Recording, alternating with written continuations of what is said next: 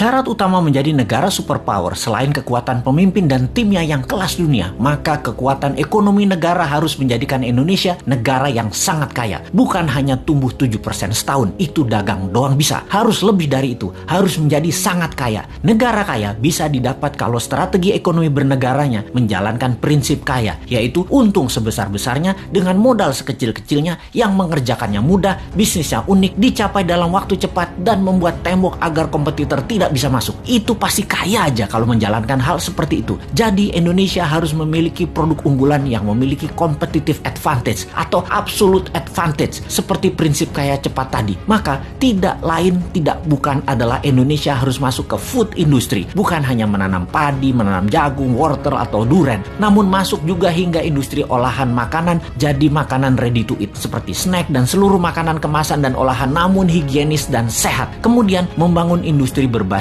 bahan baku alam mineral seperti mineral besi atau ferro sampai ke industri kapal laut, mobil, gedung, jalanan, jembatan sampai yang terkecil paku, jarum dan lain sebagainya. Ada ratusan industri hulu mineral, midstream sampai hilir yang akan tumbuh. Kunci bahan baku dan industri turunan utama seperti smelter dan refinery atau pemurnian metal semua harus di Indonesia. Termasuk Indonesia menguasai bursa tanah jarang atau rare earth dan bursa precious metal. Setelah pondasinya terbentuk, maka dalam detail prakteknya pakai dua strategi ekonomi yang terbukti bisa menumbuhkan ekonomi dengan cepat. Pertama, bottom up, dari bawah ke atas, di mana kita akan membuat UKM scale up dari 20 juta pengusaha kelas kecil saat ini, 50%-nya dalam waktu 10 tahun menjadi pengusaha kelas menengah, dan 50% kelas menengah tadi menjadi kelas besar dengan pinjaman 0% menggunakan printing money. Yang diutamakan adalah industri serta manufaktur. Yang kedua adalah trickle down, dari atas ke bawah, di mana kita akan membuat 1000 konglomerat baru. Program ini bernama Bossman Boys. Setiap provinsi akan diseleksi mereka yang nasionalis, sudah memiliki pengalaman bisnis minimum 10